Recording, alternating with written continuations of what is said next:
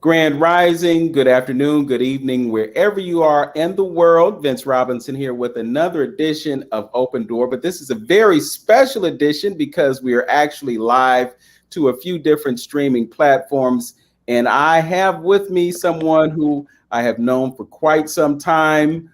He is a hip hop legend, pioneer in the game. He's done a lot of things, but one of the things that he did recently was he made a trip to the continent of Africa, to a place that I know is near and dear to him. So without any further ado, I want to bring into our conversation none other than Mr. Kevin MC Chill Hurd. And, we've got stories to tell for sure. I have the distinction of putting him on for the first time in life. Facts. Facts. Talk to me, Cleveland.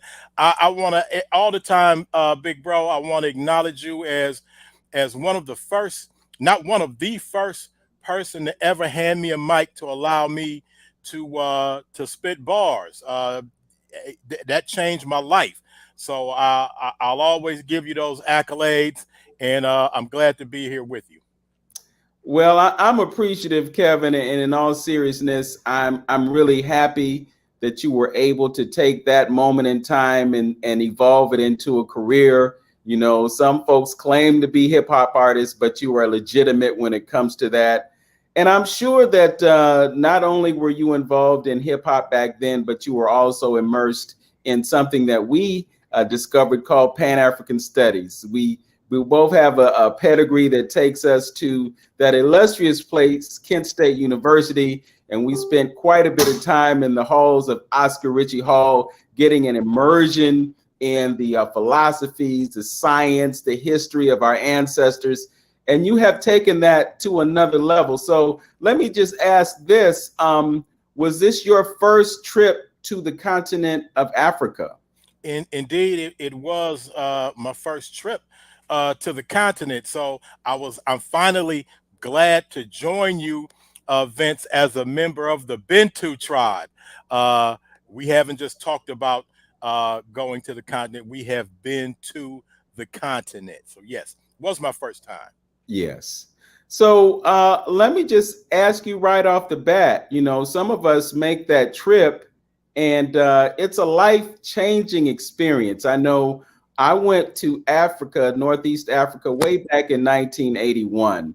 I wasn't blessed to make it to Kemet, or Egypt, as some folks call it, but I was in that part of the world. And then back in 2016, I was able to go to West Africa, something that I had always wanted to do. But I'll tell you that when I was in Africa in 1992, and I did visit Kemet, and I did see the Great Pyramid, Khufu, there at the Giza Plateau. And when I saw it, it just gave me chills. So there was a visceral, physical reaction to being where I was. And I'm just curious if that's something that happened for you. Did it affect you in any kind of way, the fact that you were actually there in the motherland? Man, it was incredible. It's almost, although I spent most of my life using words, it's almost hard to describe how special that experience is, because it's something that you've seen, in books. I have a zillion books of ancient Kemet, of what's currently in Egypt, what can be seen. And I've seen it in books and movies and all kinds of things. But to actually be there, to be on the sand and the rock of the Giza Plateau, to enter tombs in the Valley of the Kings and Queens, to stand on the doorsteps of Hatshepsut's mortuary temple. Man, it's almost hard to describe, but I've been doing a pretty good job at trying to do so. Okay. So you are actually a student of Medu Neter. So I was just imagining that you being there with the understanding that you had made it even more meaningful to you, because you had an idea of what you were looking at, unlike many of us who go over there for the first time and we're just kind of taking it in, but we don't do it from an informed basis because we may not have studied to the same extent that you did. What advantage did that give you in terms of being there and seeing what you were seeing? Oh man, Vince, that made it really special to actually be able to go there and identify words and names off of the walls, off of the pillars. Uh, it's a validating experience. And I give shout out to all everybody that's ever been involved in my ongoing uh, education in Meadow Nature, specifically the Seshu, led by Brother Wujao, and but also Brother Asar, Sister Emiket, everybody and even Brother Kofi and Brother Sean have been a part of my ongoing education in reading, translating, and being familiar with the Medu Neter. But to see it on the walls, to be able to make out words and names and phrases, not just have the tour guide telling me what it is, and that was a that got interesting. I had a few interesting days with the tour guide. Uh, but yeah, to be able to not really have to depend on what somebody else is telling you. And we use the phrase, let the ancestors speak for themselves, but to be able to recognize some of the words and the thoughts and ideas as they wrote them all over ancient Kemet was amazing and validating at some point. Yeah, and I want to explore that a little bit more because I've had the benefit of having been there and having guides, but also having an expert in Dr. Runoko Rashidi. When you were listening to the narratives that were being given to you by those who were guiding you, were there any things that perhaps you took exception to, or perhaps had a different version of it? And I say that because we go through great strides to use the term Kemet instead of Egypt. When we refer to those originals, we want to say Asar, Aset, and Heru. But when we get the Greek version of it that's coming to us through those who are giving us the narrative now, they often refer to it within a Greek context. So for you, as someone who was steeped in this tradition and knowledgeable of it, did it present any challenges to you in terms of accepting what you were being told? Well, I will say this: the gentleman who was our tour guide, Brother Gamal, was very knowledgeable in his history of ancient Kemet, and just not just the some of the Medu Neter, but just the history of the tombs and temples, the landscape. He was very knowledgeable. Now, there was an issue that he was mainly using the Greek terminology. Uh, Probably, I would say, for 75% uh, of the time he would use Greek terms. Sometimes he would allude to Medu Neter terms when it was available, but I didn't. It's not the way that I do. My tours at the museum. I try to give the indigenous form as best I can, uh, but I will say that our outside of that he was an amazing uh, compliment to have on that journey. Okay. And you traveled extensively throughout the country. I know you went to Aswan, you went to Luxor, you went to Abydos, you went to all these different places. What did that do to expand your awareness of the sacred aspect of these places that you went to? Well, I will say that we did not go to Abydos, also known as in the Medu Neter Abju. We did not get a chance to go there. I knew that we weren't going to be able to go, but we went to so many other places, and to see the science and craftsmanship and skill level and genius of these African people along the Nile Valley.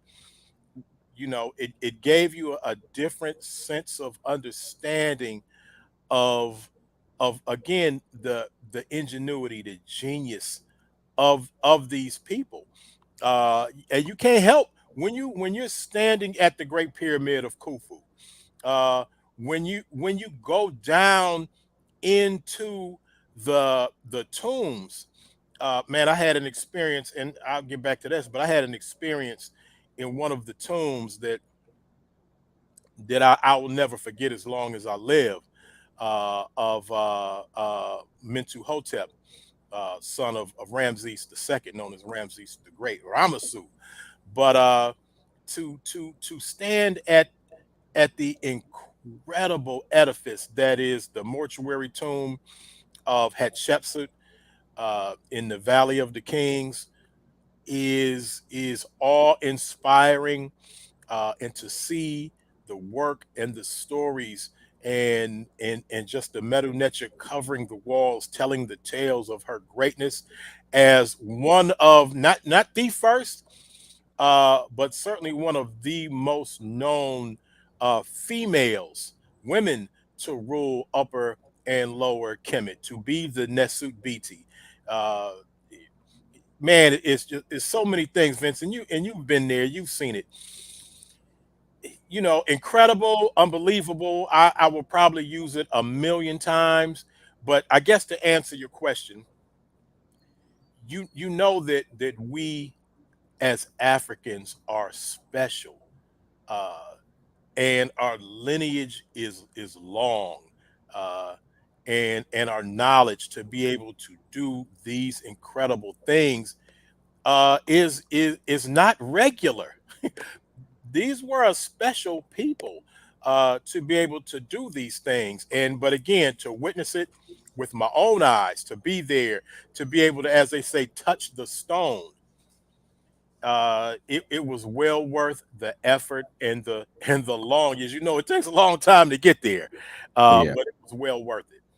And you had to make that stop in Europe, or did you stop somewhere else before you got to Cairo? We took a 16-hour flight from New York to Qatar, Doha, in Arabia, and then from Doha we went to Cairo. So that was another 5-hour flight. So we were in the air for almost a full day.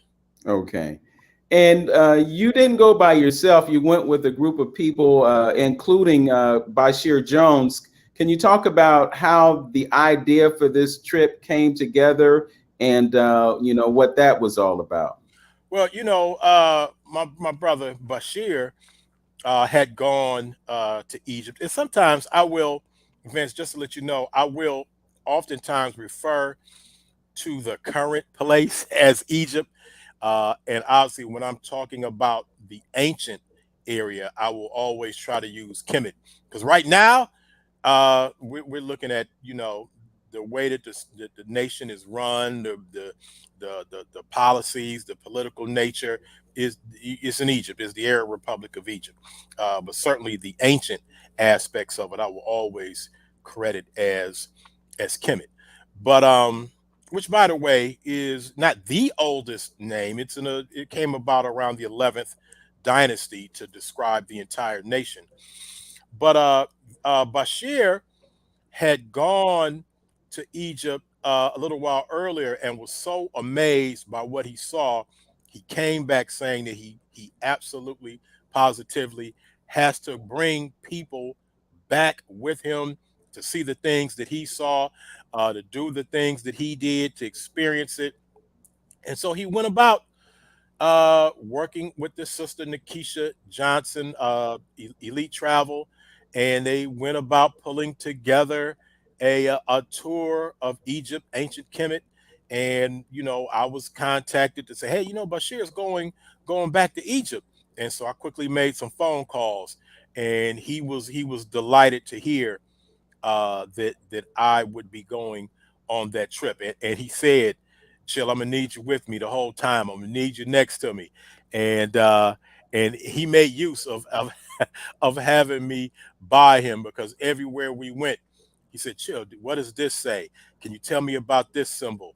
to the point where sometimes we were almost missing the bus getting back.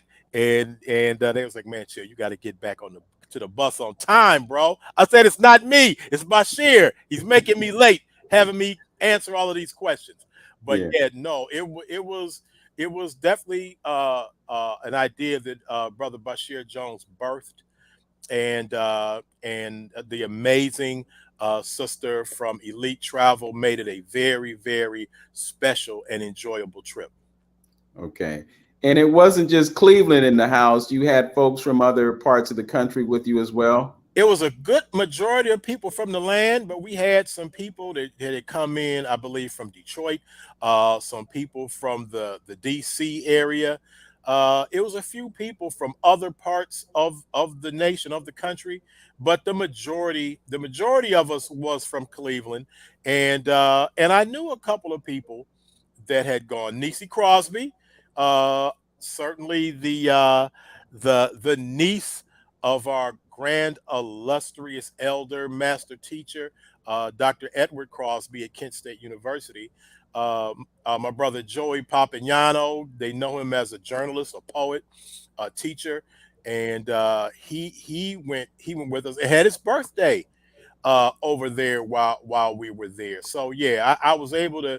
I knew a couple of people on the trip. Oh, and of course, Doctor Janice Taylor Heard was in my company, and all of the a lot of the Egyptians, they would refer to her as, they would say Michelle Obama, Michelle Obama, and we got a good kick out of that. But yeah, so it was a good crew to be there with. Yes. Well, you definitely worked that phone. And thanks to that, we were able to catch glimpses of you here and there in the country. And I did see the photograph of you and the missus in the carriage. I went for a carriage ride, but you opted out of taking the balloon ride over the Valley of the Kings, bruh. Hey How could you man, do that? Vince, if I wasn't riding on a camel, if I wasn't gonna be 6 feet, 7 feet air on top of a camel, I damn sure wasn't gonna be on a balloon. But I tell you what, I credit you, because you know I called you and picked your brain on how should I go about covering, filming, what you thought I would be able to do, what I wouldn't be able to do, and your information was invaluable. So I was able to get a lot of the photos that I got, thanks to a lot of the information that I got from you, and and as you know, Vince, as you did as well, man, I'm sure I took over 1,000 photos. Uh, and you know, I've only posted a certain few, certainly the highlights that people would want to see. But I'm gonna be able to do some other things with my remaining photos, which are a lot, and but we'll talk about that, and maybe you and I, it's been suggested you and I link up to maybe do something along those lines to kind of show some of the extra footage and photos that I've taken. But yeah, I'll have something else about that. Yeah, you really do take a lot of pictures because there's so much to see. And unlike you, I didn't have my cell phone when I went. There was a little mishap that resulted in me leaving my phone at home, which was a blessing and a curse at the same time because, they'll let you take pictures with a phone, but sometimes they won't let you take pictures with a camera because they have concerns that you might be a journalist or a filmmaker or something, and you're going to exploit it for whatever reason. So, but yeah, I wanted to ask you about what was most impactful because I know the first time I went to Egypt, I just did Cairo and I drove up to Alexandria and back in the same day. So my exposure to Egypt was going to the Great Pyramid, Khufu, walking in, not getting very far, not seeing anything impactful, but realizing that I was in a great place. The second time I went, I was able to go to places like Beni Hassan and Abydos and Luxor and Aswan and Elmenia and other places like that. Hatshepsut's mortuary temple was just amazing.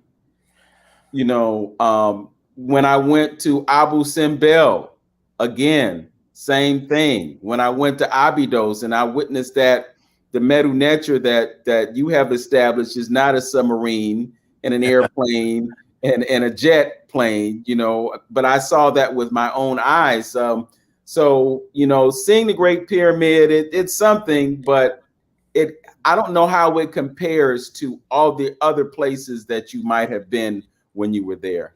Well, to see the Great Pyramid and to be on the Giza Plateau is so iconic. It's hard to describe. I mean, like I said earlier, you see it so many places, so many times, and it's so recognizable uh, to that place and to just the ancient texture and fabric of the world. It is awe inspiring to stand there at the Giza Plateau and see especially the Great Pyramid of Khufu, but also the Harem Aket that we know as the Sphinx. But like you said, man, to see the architecture and the grandeur and the expertise, the engineering ingenuity of Hatshepsut's mortuary temple, accredited to the great Sinnamut, who some have also suggested was Hatshepsut's lover. Uh, but that needs to be further investigated. But that is an incredible edifice. But one thing that I had a better relationship understanding was those other pyramids that are alongside in Saqqara, alongside the Great Step Pyramid, who we attribute to the multi genius Imhotep, is those other smaller pyramids of I believe is Pepi and Unas, also known as Winnie. Uh, when you see them on the outside, they look like a dump of dirt and rock. Nothing near the grandeur of those other pyramids that you see. But when you go inside, I gained a whole new respect uh, for those ancient Africans that built that, because on the outside it is nothing special, to say the least. But on the inside of that tomb, it's covered with text, covered with metal netcher, from the hallways to the walls to the ceilings. Incredible to see and behold. Thus, one of the reasons we have the phrase pyramid text, because obviously, and inside of the Great Pyramid of Khufu, there is no metal netcher, there's no hieroglyphics, there's no text for the most part carved into the walls. But inside of that outside raggedy looking heap of dirt and rock that looks like nothing special from the outside is incredible to behold from the inside. So I got a couple of good photos of the pyramid text inside from the great King Unas, and it was surprising. Uh, don't judge a book by its cover. But I will tell you this: the most special place that I went to was an island, Elephantine Island in Aswan. I was very familiar, for the most part, with the legend of Elephantine Island. Also, the Medu Abu, which just means the elephant. So it translates to pretty much the elephant island, Elephantine Island, as the Greeks named it. But what I didn't expect is that all of those people were these beautiful, rich, deep, dark skinned people in the village, and they were so welcoming. It was like a homecoming, because it wasn't even on our itinerary. But Cher kept saying, "Chill, I want you to go to this Nubian village." He just kept referring to it as a Nubian village. He said, "I need you to go. If nobody, it's not on our itinerary, but chill. If nobody else goes with me, I'm going to need you there." And he only referred to it as the Nubian village. So as we are take a boat to another boat, a bigger boat to a smaller boat, and as we're approaching, I recognize the landscape. As I said, bro, this is Elephantine Island, and we're pulling up. And so he said, "Oh yeah, you heard of it?" I'm like, "Of course." But what I was not expecting was the family bond, the familial love that those brothers and sisters on that island. And because through most of Cairo, you see people of many different hues, many shades of brown, mostly a lighter in the north, mostly a lighter shade of brown, almost sandy, uh, and sometimes that reddish brown that you see in the Medu Neter or in the hieroglyphs. But to see these dark skinned brothers and sisters and just the love that they welcomed us. And in Cairo and all throughout other parts, man, these are some of the most aggressive salespeople that you will ever meet. They'll walk a mile next to you to sell you something for $1. But on Elephantine, they were giving us things and would have been insulted if we wanted to give them money. It was like, welcome, welcome home, my brother. We've been waiting for you, and please stay in contact with us. So, yeah, Elephantine Island was, and by the way, Vince, Basheer was like the mayor of Elephantine Island. Everywhere he went, people greeted him. They were jumping up and down, hugging, singing songs. He knew the songs, and I'm like, bro, how many times have you been here? But yeah, it was an experience, and I'm glad I went with Basheer because we received so much love, and its ancient temples and ruins, the ancient temple of Khnum, the ancient temple of Sobek, and there's even like a sixth, seventh century Jewish temple on the island. And for the most part, I was able to just to walk around by myself, just investigating an archaeological ruin. It's just hard to describe, bruh. Elephantine, that Yeah. was the standout for me. Well, you mentioned the Step Pyramid and in King Unis, and I just happen to know that the basis for modern Christianity is up on the walls of that pyramid. I think that's something that gets lost in the interpretation when people think about the origin of religion. And then, secondly, your brother Bashir, there's no secret that he's Muslim. And I would have to imagine that he probably speaks some Arabic. And one of the best ways to make friends with someone in Egypt is to speak to them in Arabic. So, yeah, I'm sure he was a rock star over there. Hey, I mean, and and I learned a lot of functional uh Arabic, Egyptian Arabic phrases while I was there, following him around and just picking up things. Because when you're dealing in the culture and they're asking you things, and you're right, Vince. A shokran, thank you, goes a long way. Iwa, yes. It goes a long way. Even more so, la ah shokran. No, hell no, super no, and no thank you. Uh, goes a long way there. Uh, but yeah, no, I picked up a lot of Egyptian Arabic while I was there, just listening to Bashir as he made his way through. But and another thing, real quick, being there, another thing with being there with Bashir, because if I had have selected those locations, one of those places I would not have put on my list was the Citadel, also known as the Alabaster Mosque, which people saw me post photos of, which was that famous mosque that Malcolm visited when he was in Cairo. And it had so much history, not just because Brother Malcolm had visited, but it goes back to the Crusades. Uh, that brother Salahuddin, who we know in history as Saladin, built the fortress that the mosque is in. The Muhammad Ali Mosque, obviously not Muhammad Ali the boxer, but the Muslim leader.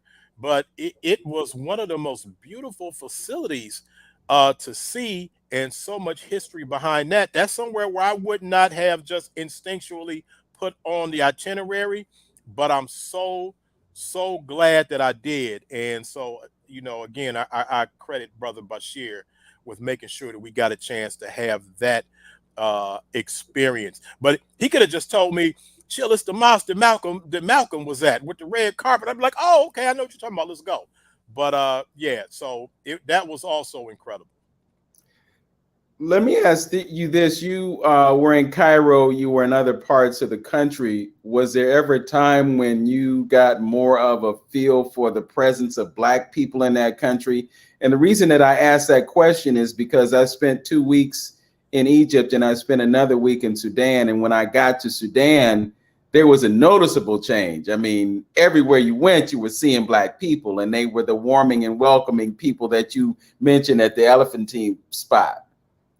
So Well, did you get to a place where you were seeing folks other than what we're used to seeing when we look at the news? well, obviously, that I'm always gonna be the first one to tell you that race is a social construct, and that Black people come in all shades and colors. We have the most diverse ethnicity of any human being, and that just lets you know the more ancient, the more original, the more diversity is going to be a part of that. But uh, what is interesting, Vince, is that I asked people when I was in Cairo. I asked people who were of a lighter skew that I would assume that they would say, "Oh well, I'm Arab," you know, almost to a person, they would say, "No, I'm Egyptian. My family is from Egypt, and we've been here since the ancient of days." And the same as we got to the south, which again, as you know, is Upper Egypt. Because it's funny when I tell people I was sailing down the Nile while we're sailing south, we're actually sailing against the current of the river because the river flows from south to north.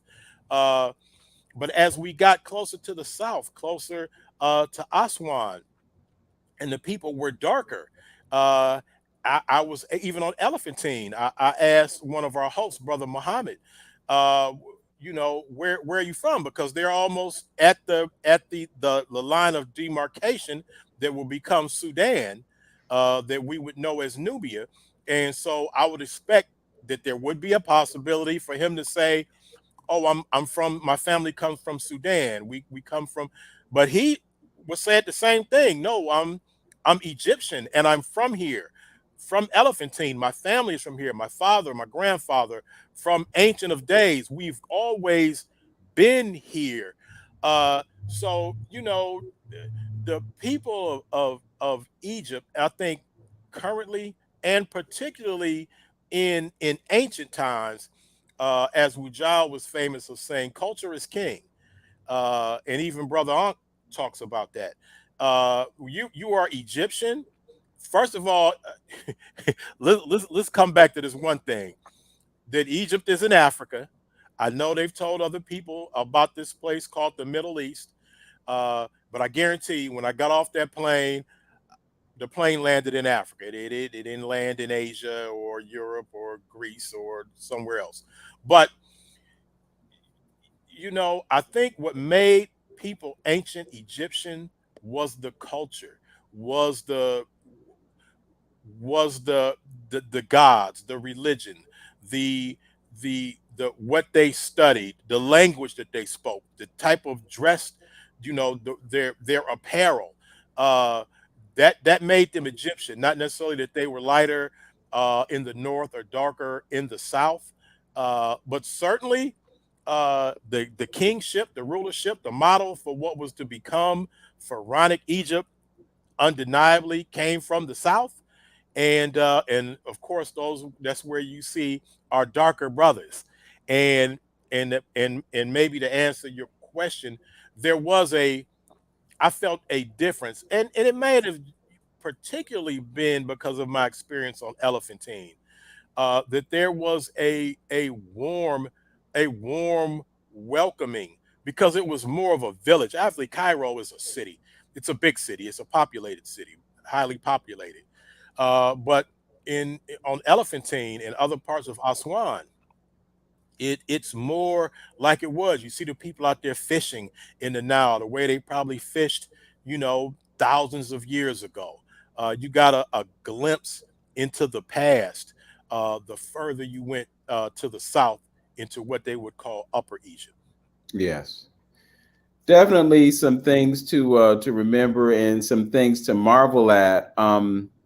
What was your experience in the cruise? Because I know being on the Nile as you were and being able to see what you saw, what was that experience like for you?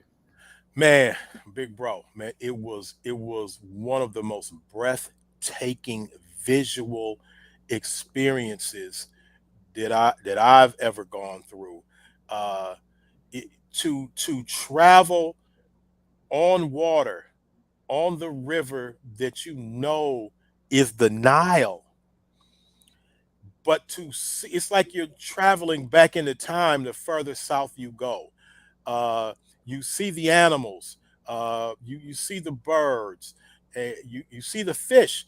By the way, for the people out here talking about that tilapia is a made up made fish, yeah, they got tilapia in the water. I mean, they call it African perch or they call it other names, but it is the same species of fish. But to look in the water and see that fish, and Vince, that fish that we know as tilapia or they know as African perch or by other names is the actual fish on the Medu Neter glyph for fish. It's the same fish that you see in the hieroglyphs.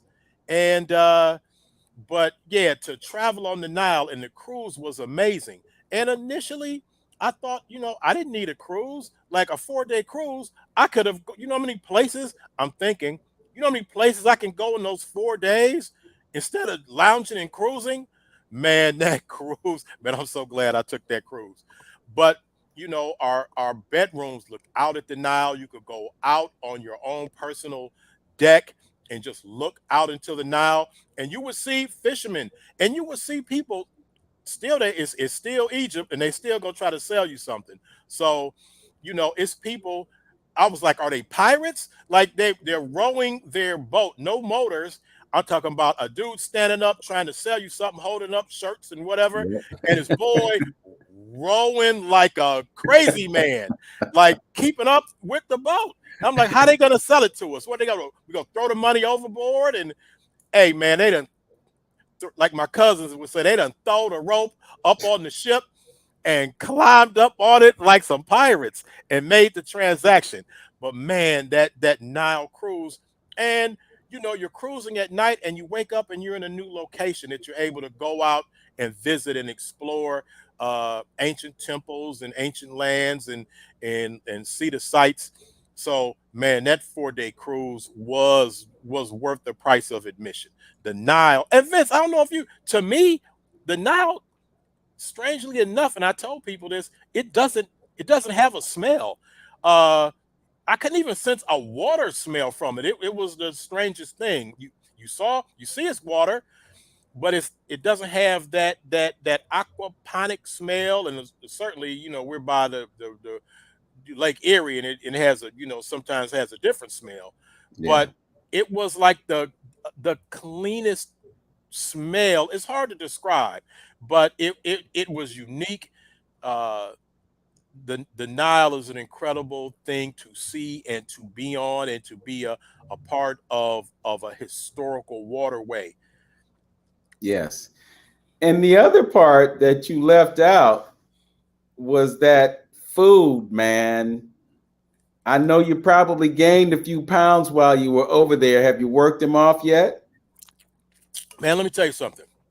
First of all, I was determined because brother Reggie, big ups to brother Reggie Mabry. He's famous out here on these YouTube streets. I talked to him a lot of times before leaving, and he actually met up with me in New York. And he said, "Brother, chill. You have a couple of rules, but you have the number one rule. It's rule number one, number two, and number three: don't get sick. He said, because the worst thing is to spend all that money, all that anticipation of being in this great place. And when it's time to go to the pyramids, you in the hotel room somewhere talking about you sick. So don't get sick. And rule number 1A is don't drink the water. So I was hesitant to eat a lot of the things that I saw. Incredible smells. I did a lot of chicken and rice. And the oh my God, the juices. These were the freshest tasting juices. Uh, the mango juices, the papaya juices, the strawberry juices were incredible. In fact, when we went to Brother Muhammad's in Elephantine, he just brought out a tray of juices that were mango, and and he said we have so many mangoes growing, all around we have actually more growing that we can, import. uh so man, the juices were incredible, but it was so many, and I'm allergic to peanuts. So if it looked a little too saucy, a lot of that food looked delicious, Vince, but I left it alone. So you talk about put on some pounds. Man, I lost pounds climbing up pyramids and down in the tombs. You don't realize, Vince, you didn't tell me. Going in those tombs and inside of those pyramids, that's a long, hunched over, tight space, hot for a long, long walk. Yeah. And and in Saqqara in Cairo, you're in the desert, and it's 107 degrees there when we were there, and we spent a lot of time walking, and I personally spent a lot of time running because I was late to the bus messing around with Basheer trying to answer a bunch of last minute questions, and we got people like, hurry up, the bus is gonna leave us. I'm like, that bus not gonna leave Basheer. It might leave me, but yeah. So did a lot of running, did a lot of walking, and that 107-degree heat, it'll help you sweat off some pounds. Okay. So, with all that said, I know you posted something asking folks if they were interested in going back. So, looks like there is another trip to Kemet slash Egypt in your future. You want to tell us about that? Vince, you're getting the exclusive right here. It was always talked about. It was always in my mind that I wanted to take my own group over there, and but I needed to get the lay of the land, and I really wanted to see how this specific travel agent handled their business.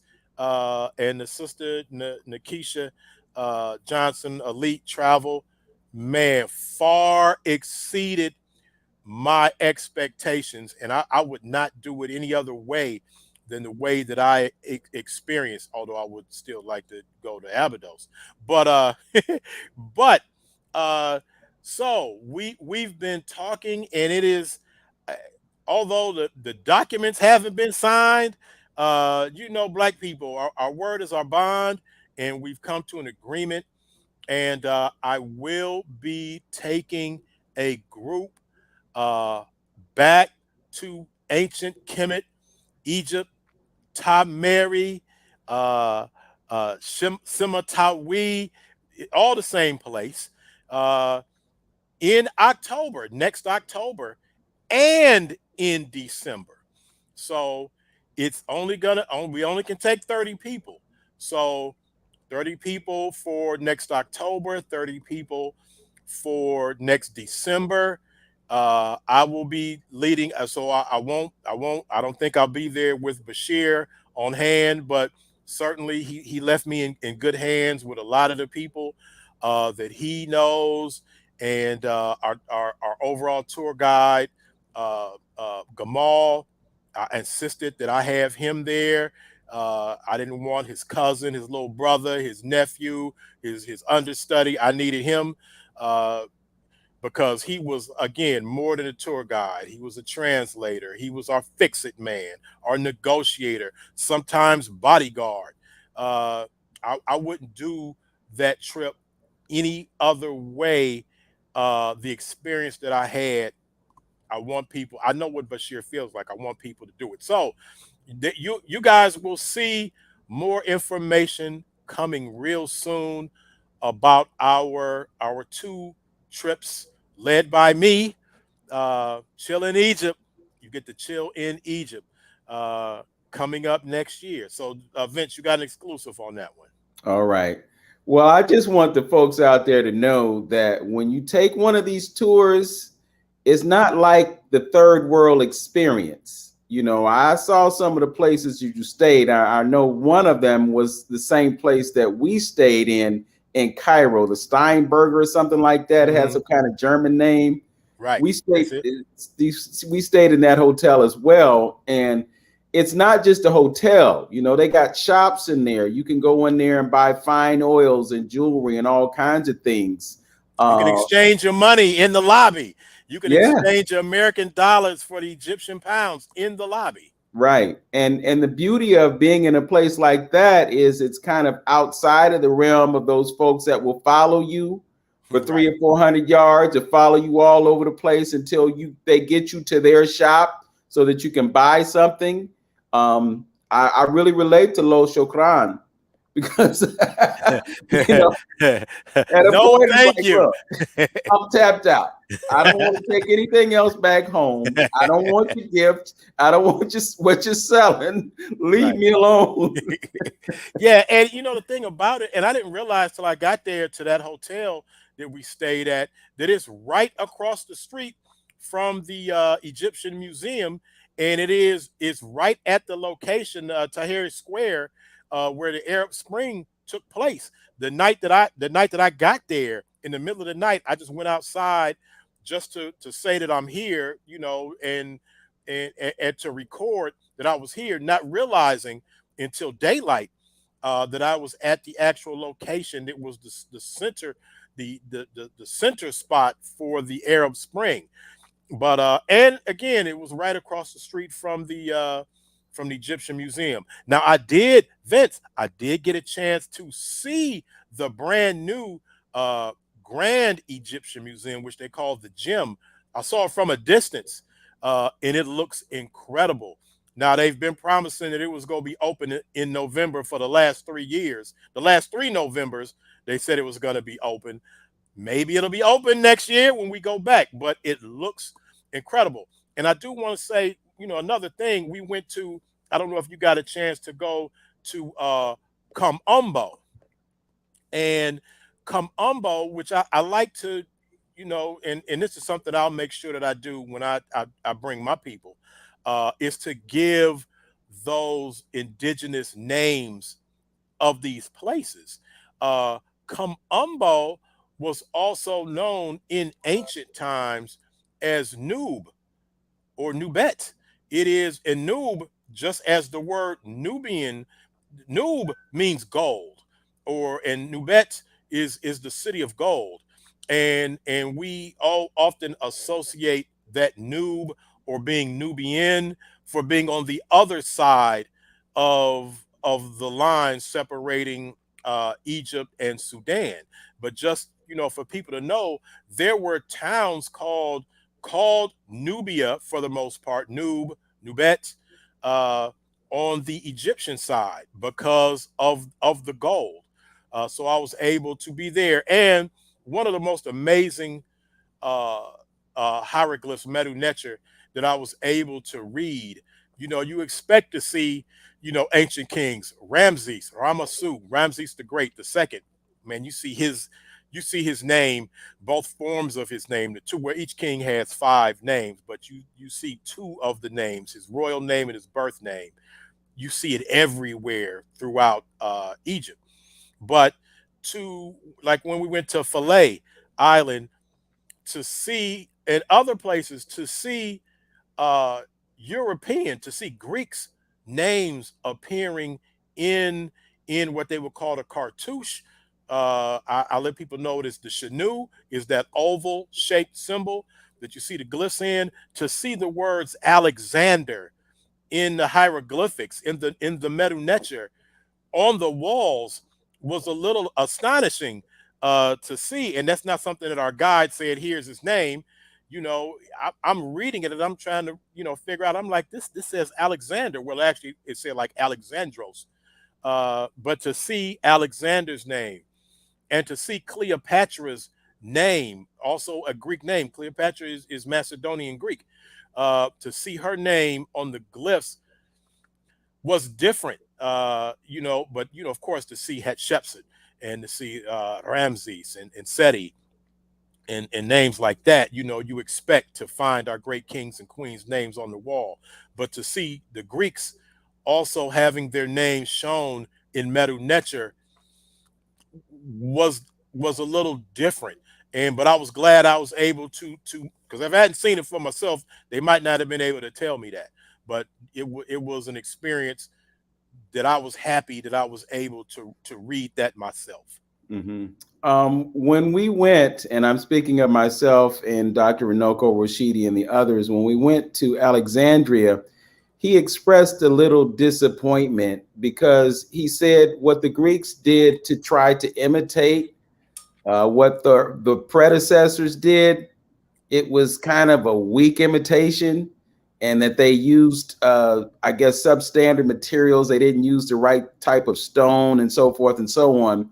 So it's really interesting to hear you talk about the Greek presence in the Medu Neter, because it's not something that you would necessarily expect, but at the same time they were there doing what they did and they had to leave a mark somehow, and they were learning from us. So perhaps that's how those things happen. Right. And what's also strange was, you see it was graffiti. Like some of those ancient temples had graffiti. It was like, you know, Sam was here, but it would be marked like 1895 or something like that. So, some people were able to get there and do their own carvings. Obviously, in my opinion, uh, vandalism of the highest historic order. But to see somebody carving their names in the temple and it's dated like 1829 is pretty interesting to see. But we can go into the history of people, of foreigners coming in to Egypt. But I will say this about the Greeks: uh, unlike some of the other people, the other foreign invaders, they didn't deal with uh, they didn't become Egyptianized like the Greeks. Uh, the Greeks, their imitation uh, was also an acceptance in some concerns, or them trying to infiltrate as people of ancient Kemet would. They sought not just to be rulers, but to be kings, to be pharaohs. Uh, so they maintain a lot of the language, uh, but as you can see, when other foreign invaders came in, they wanted no parts of what the ancient Egyptian had been doing, and is one of the reasons why the language was lost for so many years, because some of those other foreign invaders came in and did not become as enamored with the Egyptian way of life. So it's a two. You can see it on two sides. Yes, they were invaders. They infiltrated. They posed as those Africans and tried to make themselves be those kings and queens. But on the other hand, they were a little different from other foreign invaders who sought to destroy what was known about ancient Egypt. So it's a love hate philosophical historical way to look at the ancient Greeks in Kemet. Yeah. There is legend that Alexander the Greek, some refuse to call him the Great, and I'm one of them, but there was legend that Alexander the Greek destroyed the library and those books and the teachings that came from our ancestors. But I've been hearing lately that that may not be true, and that they actually relocated those things somewhere else. Have you heard, or do you have any knowledge of that idea? Well, I normally like to do a lot of research when I speak about these things so I can be a little more accurate. But I have heard tales uh, that the fire to the library. Well, first of all, you got to understand that the library itself at Alexandria was the result of documents and scrolls and other works taken from other places inside of Kemet under the leadership of the Greeks to be housed in Alexandria. But I've heard stories that the fire that besieged the library was the fire wasn't intended for the library. That the fire was set somewhere else. It might have been some boats on the shore, but like again, I don't. I try not to speak on something that I haven't researched to a satisfactory level. But you can best believe I'm gonna be looking into it since you brought it up. Yeah, well, it's good to have the record set straight. And we're living in a time where truth is bubbling up to the surface about a lot of different things. So perhaps that's one of those things that we can clear up henceforth and forevermore. I have had you for almost an hour, and I'm still excited for you, brother. To have been there and done all that you have done, and to continue the journey, to go back more than once. It's like you can never get enough of it because there's so much to see. So I applaud you for taking the initiative to take folks over there. I have to wonder when you're going to make that trip to West Africa, because I know West Africa is probably just as meaningful to you as Northeast Africa is. Well, And I so think that, we're tied to that. But yes, go ahead. yeah, I think we have to look at ways to connect the two, because I've been hearing rumblings that you see Adinkra symbols in the Medu Neter. So it wasn't something that was exclusive to Northeast Africa or to West Africa. And it's just further evidence of the connectivity of the people who lived in that place that we romantically characterize as Africa. So we'll look forward to doing something together, because I know you got footage, I got footage, you got pictures, I got pictures, and some of mine are already packaged and ready to go. But I also want folks to be able to take advantage of the tour that you are going to do. So just let folks know how they can reach out to you and get connected with that opportunity. Well, we will be making an official announcement and what you need to do to if you want to be part of the trip. But for right now, uh, you can just stay tuned to my Facebook page, the Kevin Chilherd Facebook page, Kevin MC Chill Facebook page, or my YouTube channel, or my Kevin Chilherd Instagram channel, and also keep your ear out for Elite Travel and Sister Nikisha Johnson. uh, we will be making all of that information known very very soon.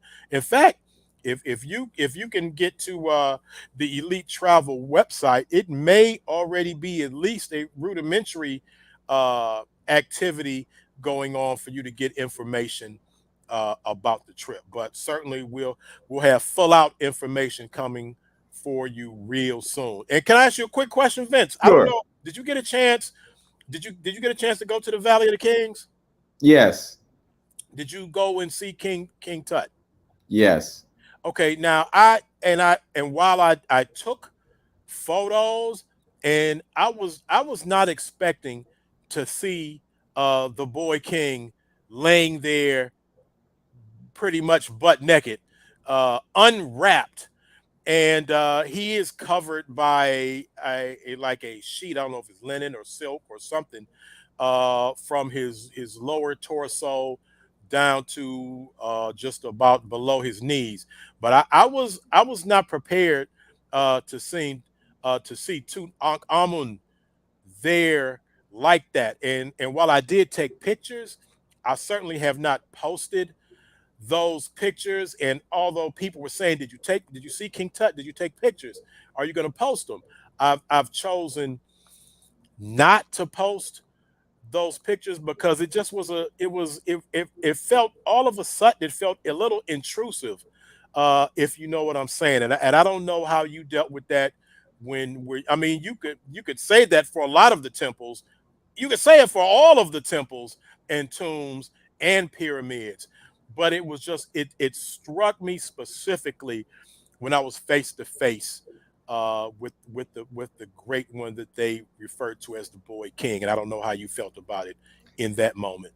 Yeah, well, it wasn't something that I photographed. And I can remember that there were different places that we went that they told us that we couldn't take photographs. Like Mhm. in the Cairo Museum, there was a room that we had to pay extra to get Right, into. right.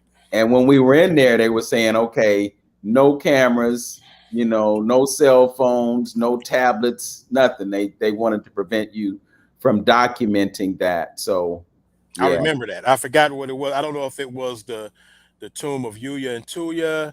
But I do recall that, and I did not pay the extra money to, to go in there.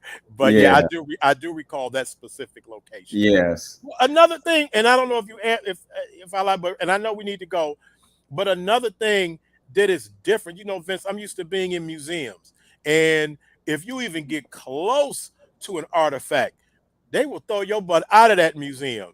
But here, you can, like I said, you can literally touch artifacts, touch the stones for a lot of the cases, and it was just weird to see people, and I had respect for these artifacts, and I just not all over the museum and the walls just touching things, but people were there, hands on, and that was a little different for me.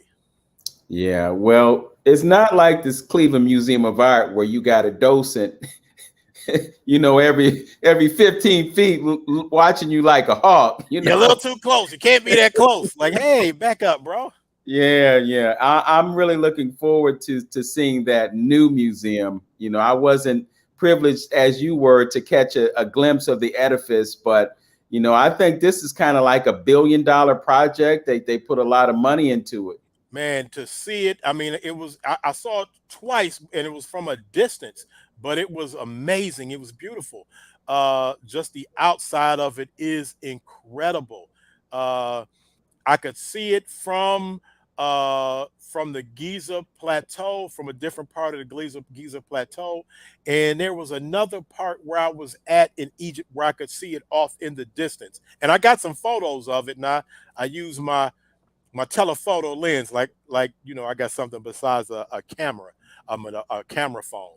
But my camera phone did me pretty good, and it got. I'll share with you the photos that I got of what they call the gym, the Grand Egyptian Museum. But it's going to be something just from what I've seen from the outside, and some other video and photos of what's happening on the inside is something to look forward to. Yeah. Well, like the Smithsonian Museum in Washington, D.C., that is dedicated to us, they say that you can't just go there for a day. You got to go multiple times because there's so much to take in.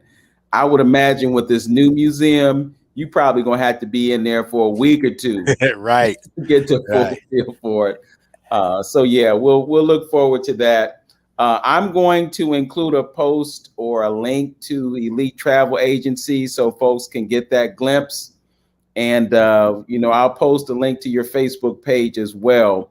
I want to thank you for spending this time with me, brother. And it's just good to see that it had the effect and impact on you. And it was such a great impact that you're gonna do it a few more times, and Yes. you'll be like some of the other folks, like Ashra Kwasi.